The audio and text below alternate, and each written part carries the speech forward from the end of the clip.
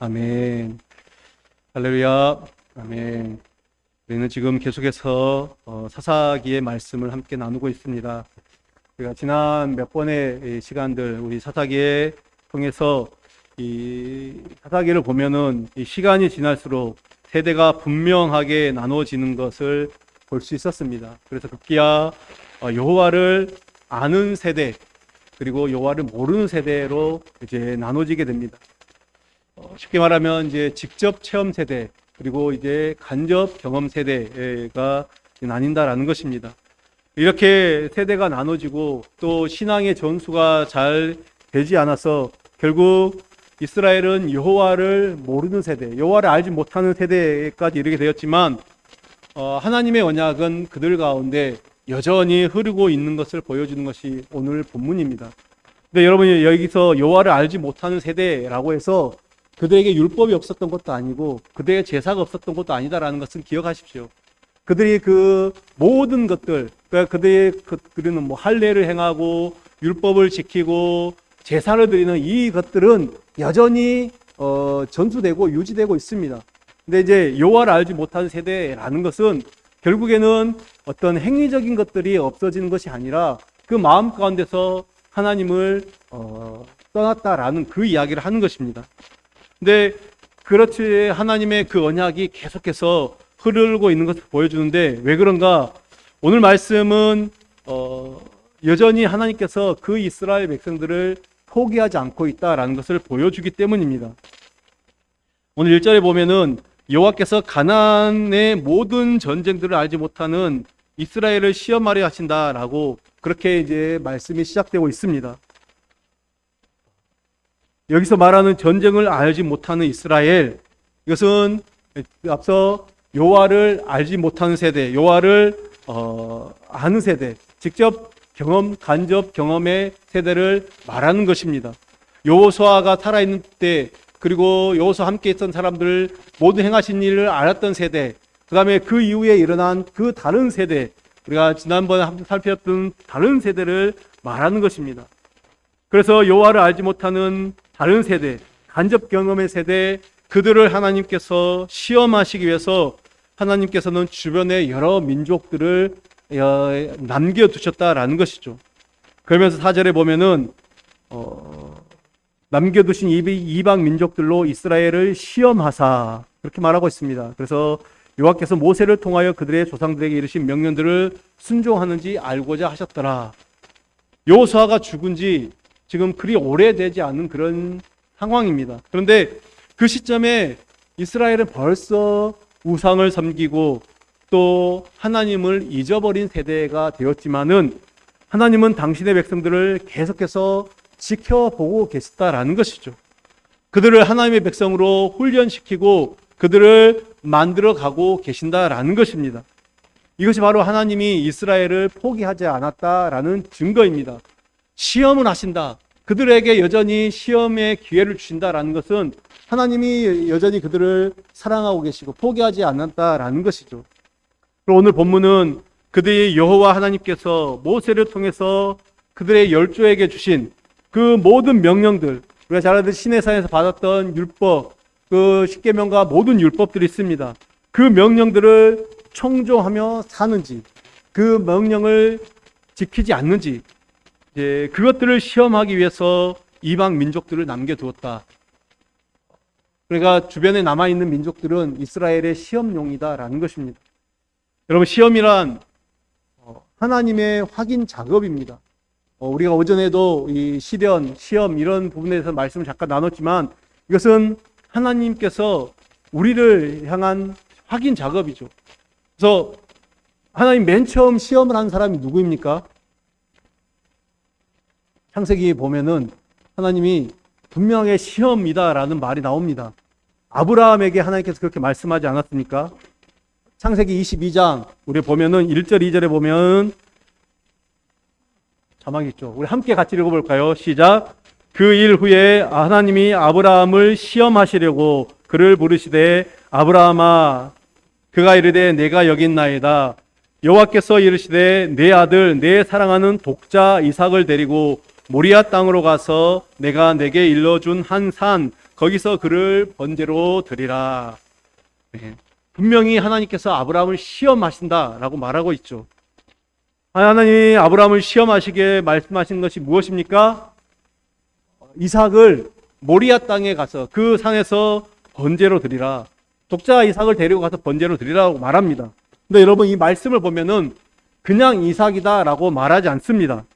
오늘 이 22장 2절에 보면은 내 사랑하는 아들 독자 이삭, 그러니까 여호와께 이르시되 내 아들 내 사랑하는 독자 이삭을 데리고 가라. 지금 그냥 이삭을 데리고 가라 말하지 않고 내 아들, 내 사랑하는 독자. 여러분, 이렇게 이야기하는 것은 무슨 뜻입니까? 하나님께서 지금 아브라함에게 일깨워 주는 거죠. 이삭이 아브라함에게 어떤 존재인지를 다시 한번 일깨워 주는 것입니다. 너의 사랑하는 아들이고 너의 독자인데 그 독자를 내게 지금 바쳐라 이야기를 하는 것입니다. 그렇다면 이 시험에서 확인되는 것이 무엇일까요? 하나님께서 무엇을 확인하고 싶은 겁니까? 과연 하나님의 말씀보다 우선한 게 있는가? 하나님 말씀보다 더 사랑한 것이 있는가 없는가를 확인하고 싶으신 것이죠. 하나님의 말씀보다 더 우선순위에 있는 것이 있는가?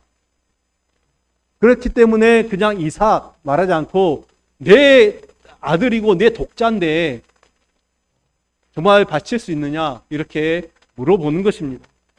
또한 여러분, 신명기 8장 2절에도 보면은 하나님께서 이렇게 말씀하십니다. 내 하나님 여호와께서 이 40년 동안에 내게 광야길을 걷게 하신 것을 기억하라. 이는 너를 낮추시며 너를 시험하사 내 마음이 어떠한지 그 명령을 지키는지 지키지 않는지 알려 하심이라. 너를 시험하사, 너희들을 시험하고 있다. 너희의 마음이 어떤지를 시험한다라고 하나님께서 말씀하십니다. 여러분, 이 말씀에서도 역시 이스라엘이 40년 광야의 길 그냥 우연이 아니다라는 거죠. 그들이 40년 동안이나 그 광야에서 이리저리 헤매야 됐던 것이 우연이 아니다라는 것입니다. 하나님께서 그렇게 하신 것이고 그 이유는 그 하나님을 향한 그들의 마음이 어떠한지 그 마음을 확인하기 위함이다라고 하나님께서 말씀하고 있습니다. 확인하기 위한 시험이다. 여러분, 이스라엘이 광야에서 나왔을 때 그들은 하나님 그 불기둥과 구름기둥의 인도를 받았습니다. 하나님이 처음부터 그들을 불기둥과 구름기둥으로 인도하셨습니다. 이것은 하나님의 임재의 상징이죠. 하나님이 그들과 함께 하신다라는 그 증거입니다. 그런데 구름기둥과 불기둥의 인도를 따라서 나왔는데 결과가 어디입니까? 홍해입니다. 홍해를 마주하게 됩니다. 물이 없고 양식이 없는 곳으로 그렇게 나아가게 됩니다. 그리고 그러한 상황에서 이스라엘이 어떤 반응을 보입니까? 홍해 앞에 섰을 때 그들이 원망을 합니다. 물이 없고 양식이 없을 때 그들이 계속해서 원망을 하게 되는 것을 보게 됩니다.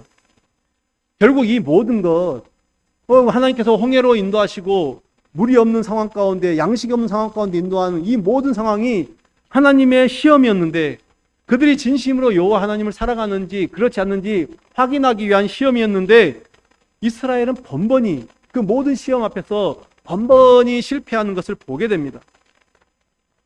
만약 이스라엘이 여러분 하나님의 인도하심을 진심으로 믿고 의지하고 순종하였다라고 하면은 어떠한 환경, 어떠한 상황 속에서도 하나님을 원망하지 않을 것입니다.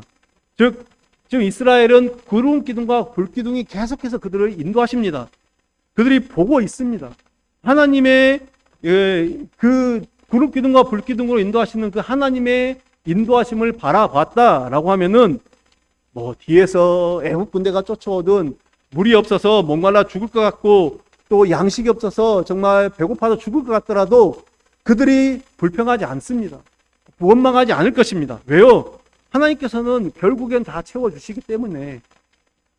지금 하나님의 임재와 그 하나님의 그 동행의 상징인 구름 기둥과 불 기둥이 있는데 무슨 염려가 있단 말입니까? 그 모든 것들을 통해 하나님이 여전히 이스라엘과 함께 하기 때문에 반드시 그들을 먹이시고 입히시고 또 분명히 인도하실 것인데 그 믿음, 그 하나님의 인도하심과 도우심의 상징인 구름 기둥과 불 기둥이 있음에도 불구하고 그들은 원망합니다. 그들은 불평합니다. 그들은 그래서 실패하게 되는 것입니다. 말씀드렸듯이 오늘 본문에서 하나님께서 가나안 백성들을 남겨두신 것은 이스라엘이 여호와의 명령을 청종하는지 그렇지 않은지 위한 시험이다라고 말씀하고 있습니다. 확인하고 그것들을 입증하기 위한 하나님의 어떤 작업이죠. 여러분, 우리 성도들이 세상을 바라보는 시각, 그것은 하나님을 알지 못하는 사람들과 달라야 됩니다. 하나님을 알지 못하는 사람들이 그 사람들은 하나님의 인도 자체를 거부하죠. 아니, 하나님의 인도라는 것 자체가 터무니없는, 그들에게는 터무니없는 헛소리로 치부될 뿐입니다. 여러분, 세상의 논리가 무엇입니까? 하나님이 계시다고 한다면, 만약에 하나님이 세상을 인도한다면, 아니, 신이 있다고 하면은 왜 지금 세상이 이런 모양인가? 왜 전쟁이 일어나야 되고, 왜 무고한 사람들이 죽어야 되고, 뭐 여러 가지 자연재해와 질병으로 왜 많은 사람들이 죽어야 되는가? 수많은 인명피해가 나야 되는가? 여러분, 그래서 세상을 왜 이 지경으로 만들고 있는가? 그렇게 반문하는 것입니다. 이것이 이 절대자, 즉 신에 대한 세상의 어떤 사고 방식이죠. 하나님을 하나님뿐만 아니라 그들이 절대자라고 부르는, 신이라고 부르는 그 신에 대한 사고 방식인 것입니다. 그런데 그 하나님을 믿는 우리들, 하나님을 바라보는 우리 많은 그리스도인들의 시각도 이와 비슷한 그런 시각이 많다라는 것에 많이 안타까움을 느끼게 됩니다. 우리들도 때로는 내가 원하는 쪽으로 일이 되어지지 않고 항상 엉뚱한 방향으로 일이 진행이 되어야 될 때, 더군다나 그 진행의 모든 일들이 자신에게 고통이 되고 자신에게 어려움을 다가올 때 우리는 그것에서 하나님의 인도하심을 느끼지 못할 때가, 하나님의 인도하심을 깨닫지 못할 때가 너무나도 많다라는 것입니다.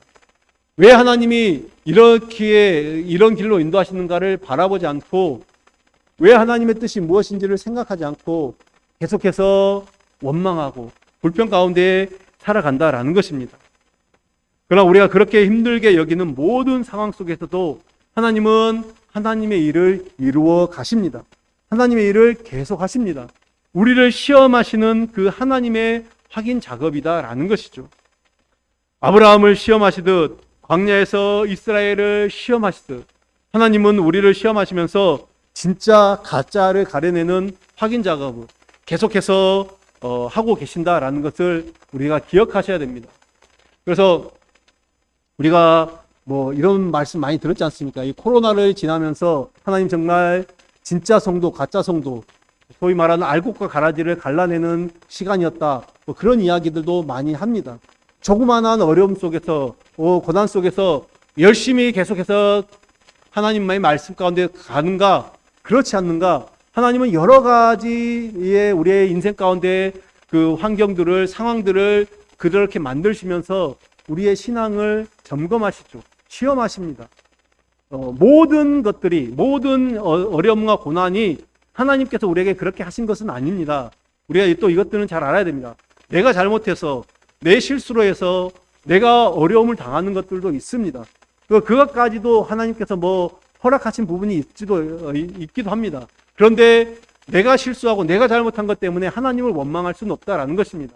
그러나 많은 때로는 또 하나님께서 이 아브라함을 시험하시듯이 정말 그렇게 우리에게 어떤 상황과 환경 속에 두시면서 하나님을 향한 마음을 확인하실 때가 있다라는 것이죠.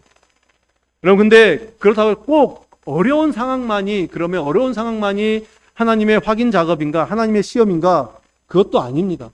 반대의 경우도 얼마든지 있습니다. 내가 소원하고 내가 바라는 모든 일들이 이루어질 때, 한마디로 말해서 만사 형통의 때에도 그 상황이 역시 하나님의 시험일 수가 있다라는 것이죠. 너의 소원대로 모든 것이 이루어지는 상황 속에서도 정말 너는 교만하지 않고 나를 바라볼 수 있는가? 이 모든 것이 하나님의 은혜임을 인정하고 고백할 수 있는가? 여러분, 그 상황을 통해서도 하나님은 우리를 시험할 수 있다라는 것입니다. 따라서 우리가 풍부에 처할 때도 있고 비천에 처할 때도 있습니다. 이런 모든 상황과 환경 속에서 우리 그리스도인들은 결국 삶의 목표는 하나입니다. 무엇입니까? 바로 하나님의 말씀을 청종하며 그 말씀을 순종하며 사는 것이 우리 인생에 걸어가야 될 길인 줄 믿습니다. 하나님은 이스라엘을 시험하기 위해서 가나안 여러 민족들을 남겨두셨습니다. 가나안 여러 민족들이 남게 된 것이 우연이 아니라 하나님의 일이라 말씀드린 것처럼 그렇게 합니다. 그런데 오늘 6절을 보면은 지금 이스라엘 자손들은 그 가나안 주민들이 남아있는 그 상황에서 어떻게 합니까? 6절 한번 읽어보겠습니다. 그들의 딸을 맞아 아내로 삼으며 자기 딸들을 그들의 아들들에게 주고 또 그들의 신들을 섬겼더라. 지금 시험하기 위해서 남겨둔 그 민족들에게 어떻게 합니까? 그들의 딸을 취하여 아내로 삼고 또 자기 딸들을 그들의 아내로 준다. 통혼을 했다라는 거죠. 그 또한 그들의 신, 그 이방의 신들을 섬겼다라고 말하고 있습니다. 결국 그들에게 있어서 이 이스라엘 민족들에게서 하나님의 말씀은 아무런 의미가 없었던 것입니다. 말씀대로 사는 것보다 남아있는 가난한 민족들과 친하게 지내고 어울려 함께 사는 것이 그들에게는 더 유익이 된다라고 판단했습니다.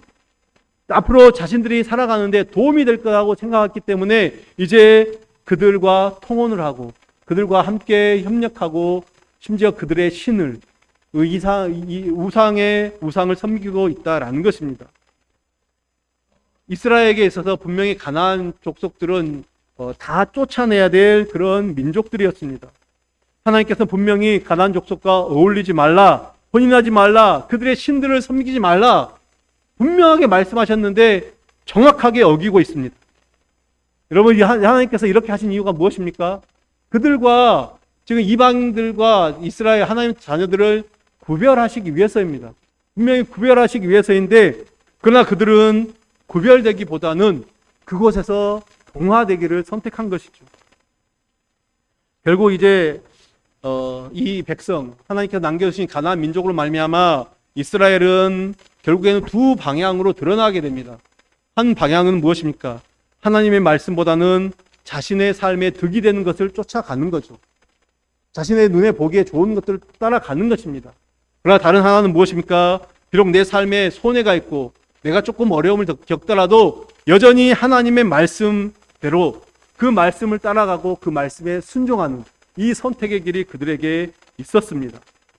즉 하나님을 사랑하는가 세상을 사랑하는가의 여부가 그 남겨져 있는 가나안 민족들에게 어떻게 대하는가에 따라서 이제 확인이 되는 거죠. 그런데 이스라엘은 무엇을 선택합니까? 결국에는 가나안을 선택하죠. 그들이 아무리 하나님을 사랑한다고 말하고 하나님 믿는다고 하고 제사를 드리고 할례를 행하고 모든 것들을 다 한다 할지라도 결국에 그 모든 것의 진실된 여부는 지금 남아있는 민족들에게 어떻게 하는가, 그 민족들과 단절하고 그들을 쫓아내고 그들을 몰아내는가, 아니면은 그들과 통혼하고 그들과 함께 협력하며 살아가는가, 그것을 통해서 확인이 되는 건데 이스라엘은 결국에는 후자를 선택합니다. 그들의 눈에 보기에 좋은 대로 그들이 유익이 된다 싶은 것들을 쫓아가는 것이죠. 하나님의 말씀을 저버렸다라는 것입니다. 이러한 이스라엘을 오늘 본문에서는 뭐라고 말합니까? 가나안의 모든 전쟁을 알지 못하는 이스라엘이라고 그렇게 말하고 있습니다. 가나안의 모든 전쟁을 알지 못하는 이스라엘. 여러분, 가나안 땅에서 전쟁이란 그냥 민족과 민족 간의 싸움이 아닙니다. 단순한 싸움이 아니에요. 이스라엘 백성과 이방 민족, 가나안 민족들과의 그런 단순한 싸움이 아닙니다. 좀 더 땅을 많이 빼앗기지 않으려고 뺏으려고 하는 그런 땅 따먹기 싸움이 아니다라는 것입니다. 이것은 하나님을 아는 자와 하나님을 모르는 자의 싸움입니다. 그런데 이스라엘이 가나안 전쟁을 모른다라는 것, 그들이 가나안 전쟁을 모른다라는 것은 실제로 그들이 전쟁을 경험하지 않았다 이 말이 아니라 결국 무엇 때문에 왜 자신들이 여기 가나안 땅에 있는지 그것들을 알지 못한다라는 것입니다. 이러한 것은 결국에는 자신의 삶을 하나님이 가나안 땅에서 두신 그 어떤 하나님의 시각에서 바라보지 못하고 있다라는 것이죠. 그 결과 그들은 주어진 모든 환경과 상황, 이 모든 것들을 자신들이 유리한 쪽으로 이제 해석을 합니다. 바라보게 됩니다. 그리고 그 안에서 자기의 발전을 꾀하는 수단으로 여기게 되는 것입니다. 이 말은 곧 그들 역시 가나안 민족과 똑같은 삶의 방식으로 살아가고 있다라는 것이죠. 그것들이 좋아 보이고 그것들이 더 유익이 돼 보이기 때문에 하나님께서 그렇게 말씀하신 모든 것들을 깡그리 잊어버리고 무시해 버리는 거죠. 그리고 그들이 그 가나안 민족들이 하는 모든 습관들을 따라서 하는 모든 행동들을 따라서 그대로 했다라는 것입니다. 이스라엘은 하나님을 모르는 가나안 그 거민 그쪽 족속에게 그곳에 살아가면서 하나님을 보여주는 자로 살아가야 됐던 것입니다. 세상이 복으로 생각하는 모든 것들이 그것이 결국 복이 아니라 오히려 저주라는 것을 드러내고 증거할 자로 하나님은 그 이스라엘 민족을 선택하셨고 그들을 가나안 땅으로 들여보내셨습니다. 그런데 그들이 가나안 족속들과 혼인을 하고 또 그들의 신을 섬기고 이것이 바로 이제는 가나안화 되어버린 그들의 삶의 방식이 이제 가나안과 똑같이 되었다라는 것입니다. 여러분, 그런데 우리의 삶은 어떻습니까? 이 시간 이제 또 우리의 삶을 한번 살펴보기를 원합니다. 우리 삶에는 여러 어려움과 풍족함이 함께 공존할 것입니다. 때로는 삶의 어려운 문제들이 우리를 곤란하게 만들고 또 우리를 힘들게 만들고 근심과 걱정 속으로 우리를 밀어넣기도 합니다. 또 때로는 우리의 예기치 못한 풍족함에서 하나님께서 우리에게 복을 주셨다 생각하며 행복을 느끼기도 하고 근심 걱정 없이 살아갈 때가 있습니다. 이런 일들이 계속해서 우리 안에 반복이 될 때가 있습니다. 그런데 여러분, 이럴 때 여러분은 어떤 생각을 하십니까? 어려움이 있을 때 빨리 이 고난이 지나갔으면 좋겠다, 이 어려움에서 벗어나면 좋겠다 하는 그 마음만 있습니까? 반대로 풍족해지면 역시 뭐니 해도 뭐니가 최고다, 이런 생각을 가지고 기쁨만 있습니까? 여러분, 우리 그리스도인들의 삶은 어렵든 풍족하든 그 모든 것은 하나님의 인도하심과 또 하나님에 의해서 되어진 것이다 라는 것을 알아야 됩니다. 하나님이 이스라엘을 시험하기 위해서 가나안 여러 민족들을 남겨두신 것처럼 여러분의 믿음을 확인하기 위해서, 여러분의 믿음을 시험하기 위해서 때로는 풍족함 가운데 두시고 또 때로는 어려움과 곤란 가운데 주실 때도 있다라는 것입니다. 여러분, 우리가 이것을 깨달아야 됩니다. 좋은 상황, 나쁜 상황만 하나님 우리를 시험하시는 것이 아니라 말씀드렸듯이 우리가 평안하고 좋은 상황 속에서도 하나님 또한 우리의 믿음을 달아보시는 그런 시간이다라는 것을 우리는 깨달아야 됩니다. 여러분, 우리들의 삶은 싸움이죠. 영적인 싸움입니다. 그런데 많은 우리 그리스도인들이 이 싸움에 대해서 무지하죠. 우리의 삶을 영적인 싸움이다라고 생각하지 않습니다. 이스라엘이 가나안 전쟁을 알지 못하듯 오늘날 우리 이 많은 그리스도인들이 여호와의 전쟁, 이 영적인 전쟁을 알지 못한다라는 것입니다. 하나님께서 지금 싸우고 계시고 우리는 그 군사로 부름을 받았다는 것에 대해서 전혀 무지하다라는 것입니다. 그렇기 때문에 우리의 삶을 전쟁이라는 시각에서 바라보지 못하기 때문에 단지 좋은 것이 주어지면은 그것으로 인해서 은혜 받았다, 복 받았다, 그렇게 여겨버리는 것입니다.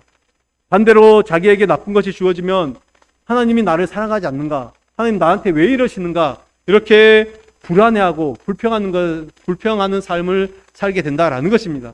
결국 모든 상황 속에서 자기 위주로만 생각하는 거죠. 자기 존재만 생각하고 자기 자존심만 생각하는 그런 삶이고 하나님을 위한 삶이 없다라는 것입니다. 여러분, 오늘 우리들의 삶이 이 전쟁터임을 기억하십시오. 신앙의 전쟁터, 영적 전쟁터임을 기억하십시오. 여러분, 믿는 자로서 믿지 않는 삶 속에서 살아가는 것, 믿지 않는 사람들과 함께 거하고 살아간다는 것, 그것은 곧 전쟁을 의미합니다. 이제 이 교회당을 벗어나면, 우리 예배당에 있을 때는 모두가 다 믿는 사람들이지만 여러분이 가정으로만 가도 가정에서 믿지 않는 자녀들이 있고 믿지 않는 부모님들이 계실 수 있습니다.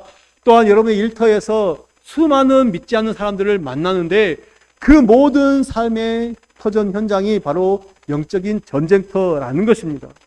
돈으로 살아가고 힘을 의지하고 살아가는 세상 속에서 그것이 전부가 아니다. 돈이 전부가 아니고 물질이 전부가 아니고 세상의 힘이 전부가 아니라 그리스도의 은혜, 그 그리스도의 피의 은혜를 입었다는 그 사실, 그것 때문에 감사하며 살아간다는 것, 여러분 결코 쉽지 않습니다. 저보다는 우리 성도님들이 더 잘하시리라 생각합니다. 그래도 저는 대부분 만나는 사람들이 다 그리스도인들입니다. 그런데 저보다도 훨씬 더 많이 정말 믿지 않는 사람들, 정말 강팍한 사람들을 대해야 되는 여러분의 삶은 더 심할 것입니다. 그런데 그 속에서 우리는 예수 그리스도를 드러내는 자로, 증거하는 자로 살아야 된다라는 것입니다.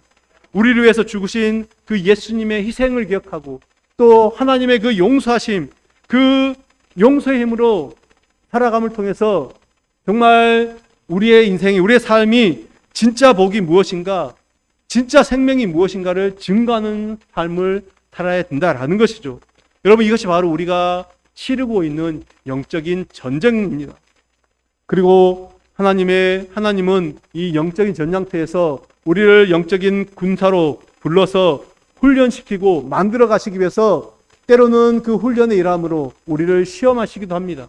우리에게 어려운 상황 가운데 우리에게 마치 지금 오늘 말씀처럼 가나안 민족들을 통해서 이스라엘을 시험하시듯 또한 때로는 우리를 시험하실 때도 있다라는 사실을 기억하십시오. 그리하여 우리의 모든 삶에서 정말 하나님이 우리를 만드실 때, 우리를 세워가실 때 더욱 강한 그리스도의 군사로 훈련되어지고 세워져서 우리의 삶 속에서 날마다 승리하는 주님의 자녀들 되시기를 간절히 바랍니다.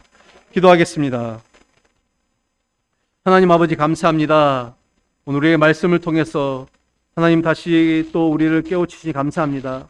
하나님 이스라엘을 시험하시기 위해서 하나님 또 이방의 가나안의 여러 민족들을 남겨두셔서 그들을 통해서 다시금 하나님을 붙잡게 하시고 하나님을 바라보게 하셨던 것처럼 하나님 우리 인생의 모든 시험들이 우리가 때로는 어려움과 고난 속에서도 때로는 우리가 승승장구하는 그런 상황 속에서도 하나님이 우리를 시험하실 때 하나님 아버지 그곳에서 하나님을 더 의지하고 바라보는 자로 승리할 수 있는 주의 자녀들 되게 도와주시옵소서. 우리의 매일매일의 삶 속에서 하나님 이 영적인 전쟁터를 우리가 분명히 믿음의 눈으로 바라보게 하시고 그 모든 곳에서 앞서 승리하신 주님을 온전히 붙잡고 나아가는 주의 자녀들 되게 도와주시옵소서. 예수님의 이름으로 기도드립니다. 아멘.